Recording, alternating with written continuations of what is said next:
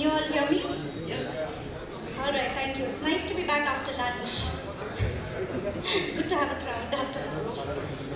I'm Karanpreet Kaur, Senior Policy Officer Education at the Embassy of the Kingdom of the Netherlands in New Delhi. I'm here on behalf of our Ambassador, His Excellency Mr. Alphonsus Tolinga, and I'll be giving a talk on internationalization of education, discovering Holland. Before I start with the presentation, just wanted to make clear that Holland is used interchangeably with the Netherlands, but the name of the country is the Kingdom of the Netherlands. Holland is one of the 12 provinces of the country, which is the most industrialized, and that's the reason people use it interchangeably. And for the same reasons, we at the embassy also use both the terms Holland and Netherlands. So the people in the Netherlands are Dutch, and the language that they speak is Dutch. Globalization has been a boon for society, which has brought the people together and the world closer. And an important byproduct of globalization has been the internationalization of education. Internationalization of education, particularly higher education, has made it easy for anybody to study, work and live anywhere in the world, thereby resulting in interconnectedness amongst individuals from diverse backgrounds and making them truly global citizens. Now, what makes a global citizen or a global learner? The 21st century skills of the global learner have been identified as the 4 C's: critical thinking and creativity, which are unique human qualities, and communication and collaboration, which again make human beings as social beings. Now you may think when we are talking about globalization and internationalization of education, where does the Netherlands come into the picture? Why or how are we talking about the Netherlands? The Netherlands is the 3rd most innovative country and the 4th most competitive economy in the world as per the Global Innovation Index of 2017. Additionally, the Netherlands is one of the core founding members of the European Union, and The Hague, which is the seat of the government in the Netherlands, is the international legal capital of the world. Coincidentally, the Netherlands is also holding the chairmanship of the United Nations Security Council in 2018. And talking about innovative economy, as I said, it's the 3rd most innovative economy. The technologies that we are using every day, such as the LED lighting and the Wi-Fi, are innovations of the Dutch. Why education in the Netherlands? Why Holland?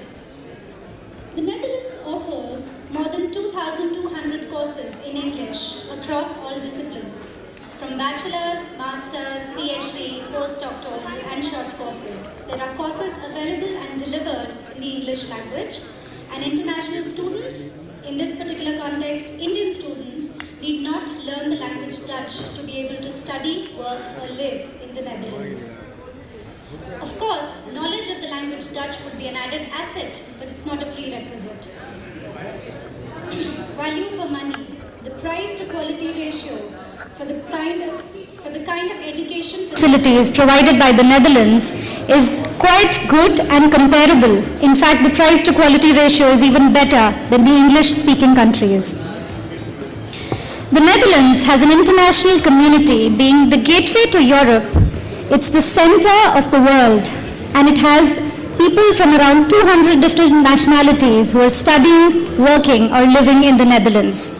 There are about 90,000, more than 90,000 international students who are currently studying in the Netherlands, which is quite a big, seems small for Indians, but quite big when you consider the 17 million population of the Netherlands, which is lesser than the population of the state of Delhi. That's the comparison that we're talking about. The world-class teaching style and their renowned facilities are known worldwide, which can be gathered from the rankings of the universities, which I will talk about in due course. As I said, the Netherlands is called the gateway to Europe because it is in Western Europe, and through the port of Rotterdam and the Amsterdam Schiphol airport, it is very well connected to not just Europe, but to the entire world. Traveling to London, Paris, or Berlin is just an hour away from the Netherlands. And of course, it is considered to be one of the safest and the happiest countries to live and work in. Now, when I talked about the 21st century skills for the global learner, it means there's something in the education system that develops and creates the 21st century skills in the students and making them global learners. Now, the Netherlands education system offers a whole gamut of interesting skills and qualities, but some of them which are quite applicable and relevant to the 21st century are experiential learning, digital pedagogies. We did hear about augmented reality, virtual reality, artificial intelligence, robotics, etc. in the first session. And those are the kind of pedagogies that are being inculcated and being given to students right from the school level moving up to higher education. Multimodal forms of learning, which includes game-based learning, virtual reality, etc. Inquiry-based approach, which is a very bottom-up approach to education, where it starts from the students and their inquiries and the issues that they raise, moving on to the faculty, helping more as facilitators for them to gain knowledge and develop logical thinking. And of course, student-centered approach. These are the qualities that we're looking at in the education systems of the 21st century, and these are the qualities that are being provided by the Netherlands education system. The Netherlands has 14 research universities and 39 universities of applied sciences offering courses across various disciplines. These are all public universities accredited by their national accreditation agency, and 13 of those universities rank in the top 100 in Europe and top 200 across the world as per the Times Higher Education Rankings of 2017. Additionally, the higher education system in the Netherlands is ranked 7th worldwide.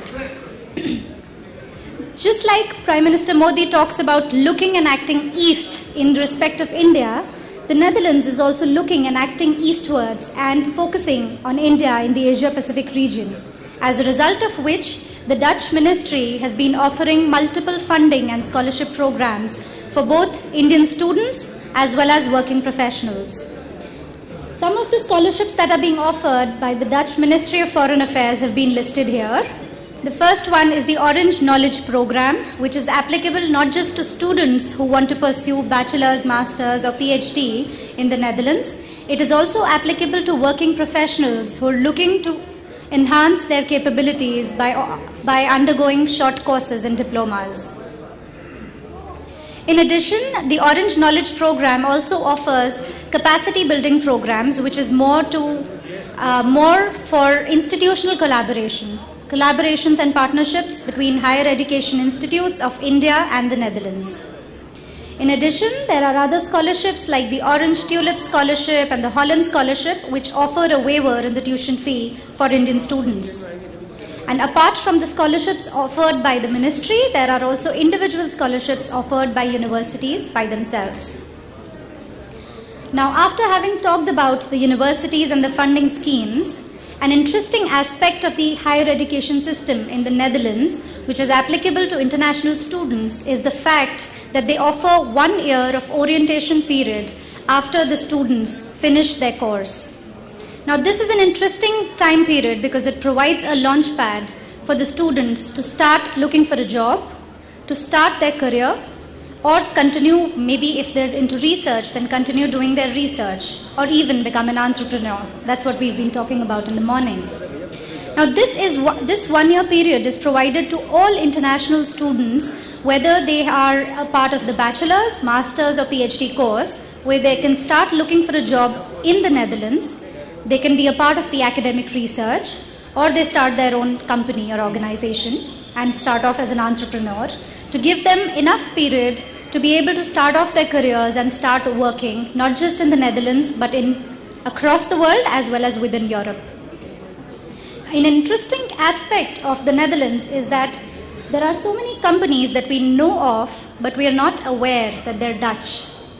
Companies like Philips, Shell, banks like ABM, ING, Unilever, we're all aware of Hindustan Unilever, KLM, Airlines, Heineken, they're all Dutch companies. In fact, KPMG is also partly British and partly Dutch. These companies, of course, have their headquarters in the Netherlands, but also have local offices in India, which makes it an interesting time for Indian students to not just consider studying in the Netherlands and experience the European culture, but also either start a career in the Netherlands itself or come back to India and work with the Dutch companies at their local offices in India. Moving forward, as I said, the Netherlands is looking eastwards and India is one of their priority countries that they're focusing on as part of their strategy. It is not just recruiting Indian talent to be a part of their workforce, but they're also looking at collaborations with esteemed higher education institutes from India. And the work has already started.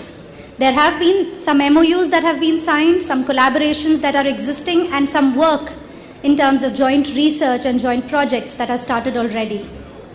I have listed a couple of examples of Indo-Dutch collaborations between higher education institutes that has been initiated in the last couple of years, and there are many more which are happening in due course.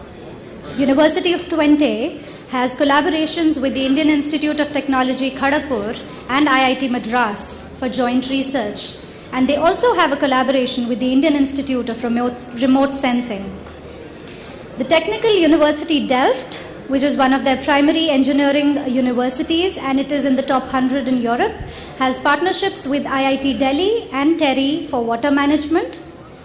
They also have collaborations with the Indian Institute of Science, Bangalore, as well as with the Indian Space and Research Organization. The Erasmus University Rotterdam, which is famous for its economics, business and management courses, has developed collaborations with Jawaharlal Nehru University, New Delhi for student and faculty exchange, with National Law University, and with the Tata Institute of Social Sciences. These are just some examples of collaborations that the Dutch institutes have with Indian counterparts. The institutions as well as the universities, they're looking to partner with counterparts in India, and they're also looking at recruiting students who could be a part of their economy, who could be a part of their workforce, to study and have the best of both the cultures and best of all experiences. To conclude, I would like to say that the Netherlands and India and the relationship between the two countries started as early as the 17th and the 18th centuries when the Dutch had trading posts in India.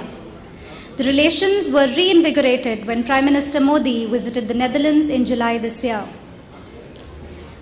With new vibes and with increased energy, we see more collaborations and more partnerships in the sectors which are of mutual benefit, which are beneficial mutually, in the sectors like agriculture, solar and water energy, architecture and design, renewables, logistics, smart cities, etc., but also in higher education. For more information about the higher education system in the Netherlands, you could go visit the websites that have been mentioned here. Thank you.